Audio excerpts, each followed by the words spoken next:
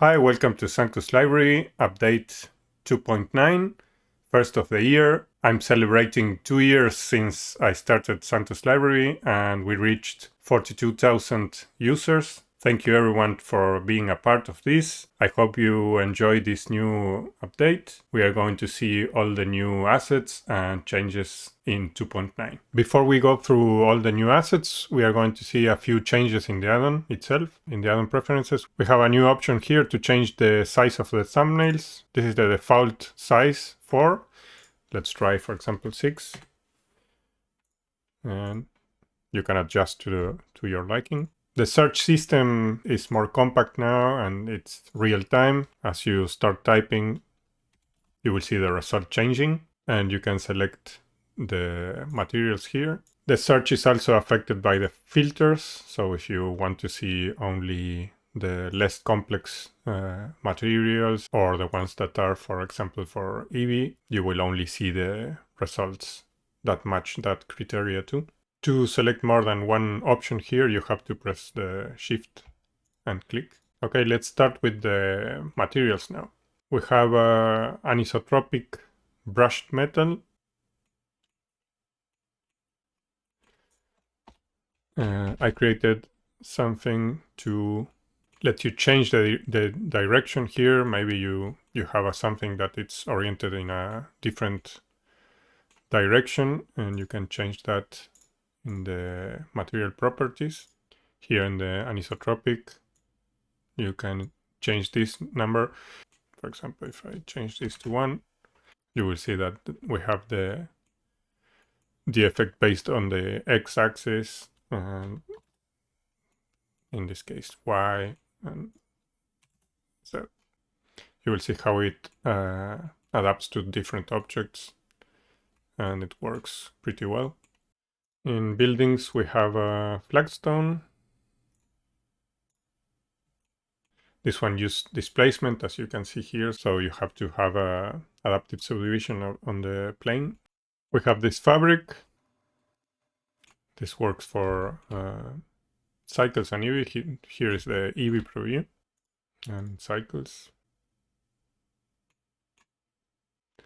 Here you can see we have ambient occlusion that generates some sort of shadow under the different parts there.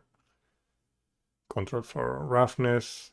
This is the variation in the reflection that you see there. For example, if you set this to 0, you would see that it's not disturbed.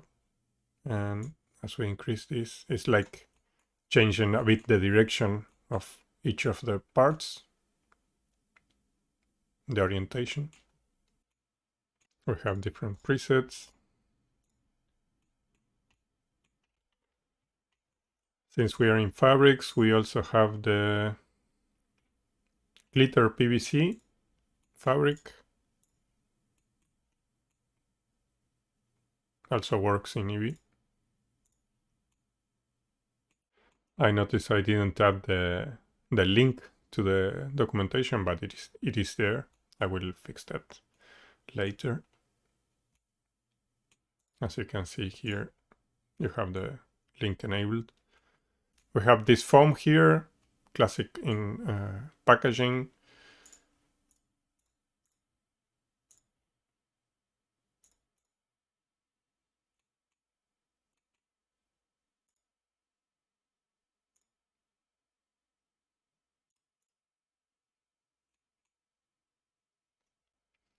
We have the terrazzo tiles and board. You can change that in the properties. You can have it as tiles like this. You can change this to 1. And we have a lot of different, this was a request and I took a lot of different examples and created the tiles similar to the examples.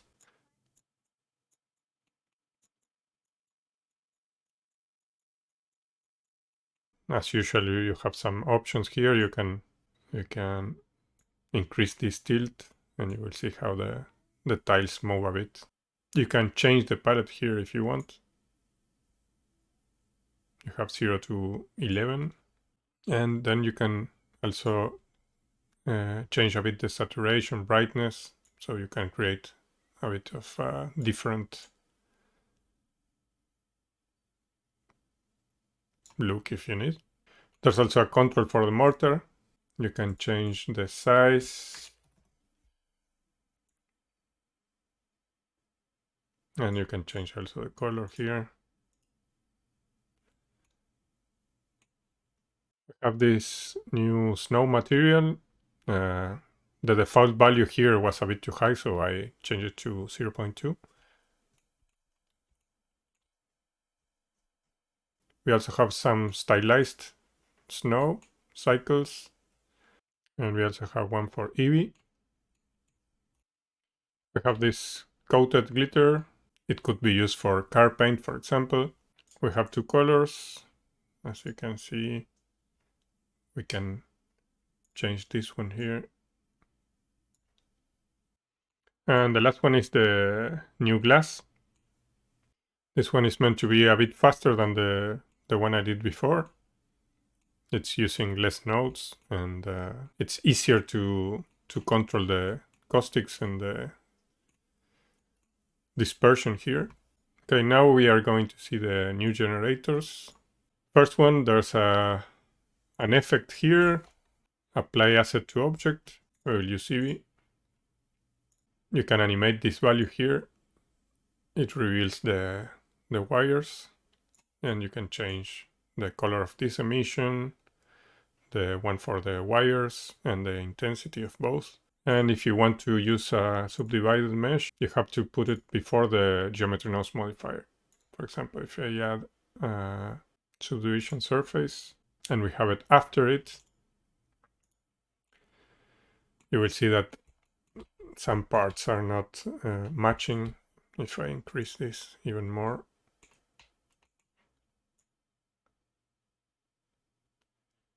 because the shape is different, and this is not taking in account this.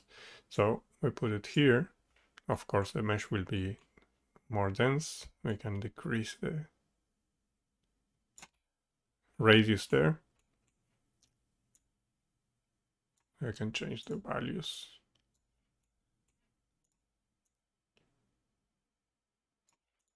The color.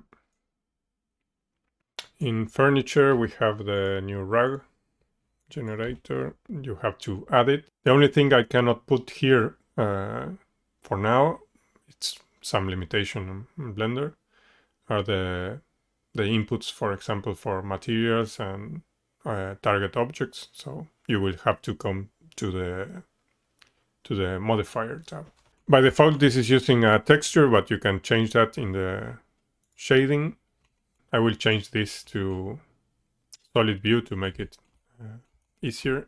Here we can change the shape, or rounded corners, and you can also adjust the dimension here, the scale. You can change the image here. You just go inside the node group and change the image to whatever you want. And here you have the mapping for that image. For some reason, when you're in cycles, this doesn't update. For example, I change this, nothing happens. But for example, in solid view and Eevee, it works. I'm not sure why. But all you have to do is change the value and go to cycles again, the render view. Here we have a switch to go from the image to a simple color. Let me change that color. If the image is a PNG and has alpha channel, it will use it, so the color will be the background. We have some variation per strand. This is exaggerated to see the difference. Saturation, value. I may change a bit the material later because I'm not sure if this is looking as I would like to. You can adjust inside here. Maybe I expose this control later. And for the rug controls, we have, well, density by square meter. This is, you have to be careful if you have a huge rug. If we set this like to 10, of course, the density will be lower. You can adjust. I will change this to low to show you. You can adjust the length, the thickness.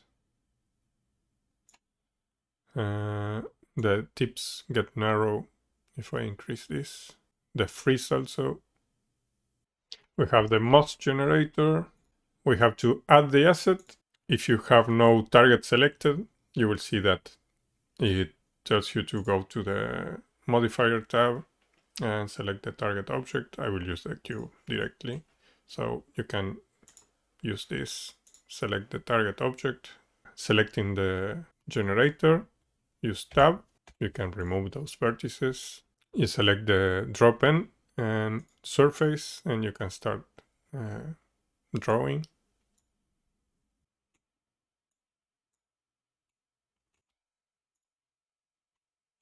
Here you have the base color of the moss. Let's change that.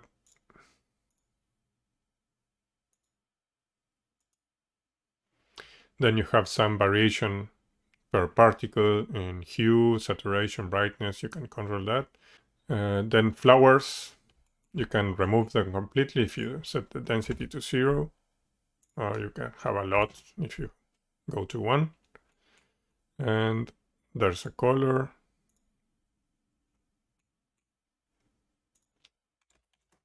You have the distance from the line. I will show you with Suzanne something that cannot do with the cube. And we have to change this to Suzanne.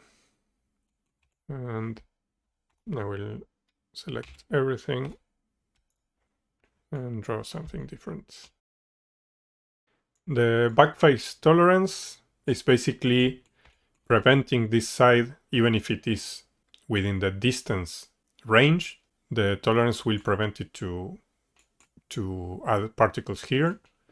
So if you increase the tolerance, you will see that they start to appear there too. If this is at 1, you have a 180 degrees of tolerance. If you have it like this at 0.5, it will tolerate 90 degrees indifference fall off. It will decrease the size of the particles reaching the bounds or the border. The distance, of course, will increase the distance from the curves. Now we'll see the snow generator. You have to add the asset, and it will tell you to set the snow collection in the modifier tab. So we go to the modifier tab, and we have a snow collection here. We have to add the objects that we want snow on to a specific collection. So new collection, snow. Okay. The generator cannot be in the same collection. And we will snow collection, we select snow. And as you can see, we have snow instantly. There's a lot of controls here. This is calculated in real time. So if you change the position of the option or the rotation, it will adapt. And we have a lot of controls. If you click here, you will have the documentation. I added some particles here, some little leaves and grass blades there. And now if we create new objects inside the snow collection, for example, a plane, it will also be covered in snow.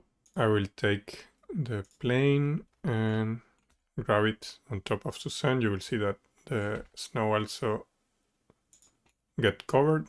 You have the option to, let's remove that plane, and we can add a new collection. Plane, move, new collection, snow, collision, and we go to the snow, and we can add a collision collection here. So this will also work. Okay, so in others we have 4 new generators. We will start with the present, add object, the scale,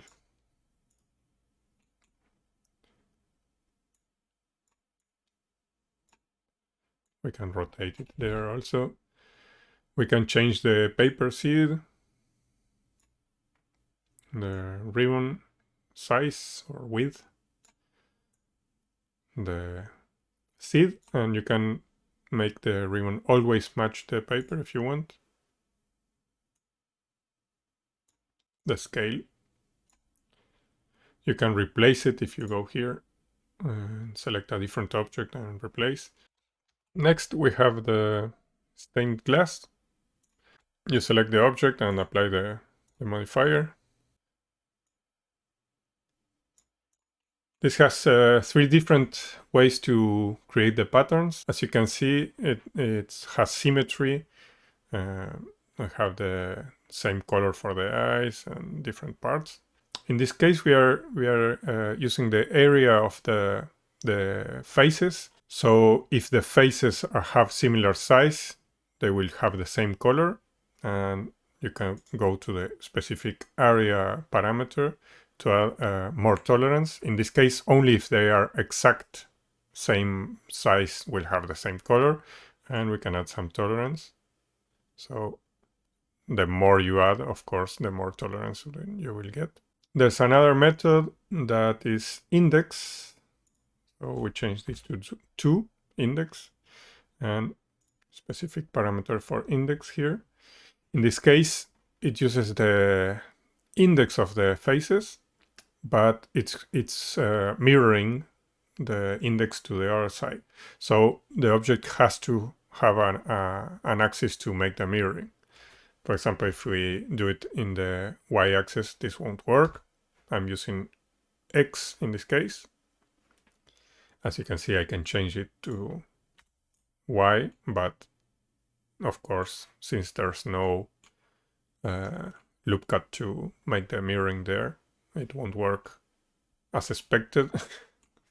And we can use also the Z axis. But in the case of Susan, okay. And the group size is every how many changes in the index will change a color. For example, if I set this to 8, you will see less changes in color. So it will take maybe 1, 2, 3, 4, 5, 6, 7, 8, then change color and like that. And the last one is just random. So every face has a random color. You can always, in all cases, change the amount of colors we have. In this case, we have 10. If we set this to, let's say, 4, we have less colors, and the seed will always change the values there. There's a control for the subdivision level here, and you can keep the crease on the edge or not. Of course, if you go to the documentation here, you will see the description for all the parameters. Okay, let's remove this modifier and we go to the next. Okay, this is a bit heavy. I think I will change the material because the material is heavy and the generator also. So let's apply this. It will use the edges to create this welding. You can set the angle at which it starts welding the angle. So if this is higher, you will see less, like this, or if you go to 0, every single edge will be with the weld. It is also using procedural mask to create these colors here generated by heat. You could change the material going to the shading tab, welded. So for example, if you want to make it a lot simpler, just to test this, we can set the color, roughness, and we set this to metallic. That's a lot faster than the other material. The next one, you can have any material you want there. At this asset, we select the target, we edit mode, remove that, draw, surface, and we can start drawing. So you can make your own welds. Let's go to shading for this object here. We will make something simple again. New. We would set this to metallic. and I will use N. And here I added complements. You can add this and use the color and roughness. And you will see that the marks are also there because this is generating the color there. This can be any material that you want. And you can use here change the distance of the marks, the roughness of the material, and the roughness on the marks. There are a few new shader tools. We already saw the complement here for the welding tool. We have lights. I'm starting a new set of lights to create some effects in the lights. We use nodes. We bring this here and we replace the emission for this one. And if you run the timeline,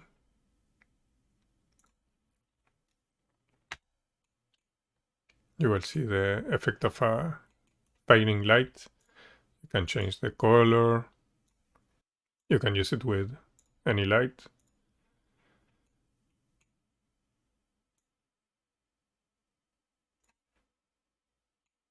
There's a new tab here in the compositing, and I'll be adding new tools here. The first one is this contrast.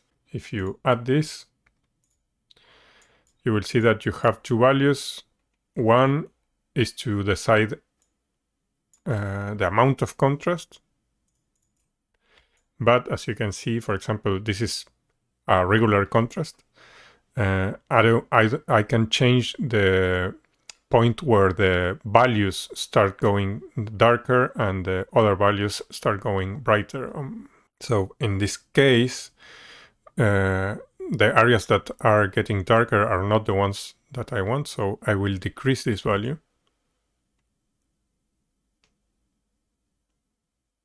And now, as you can see, this is the original render, and now I can add contrast, but from the point that I want. Well, I hope you have liked this update. Thanks for watching, and see you on the next one.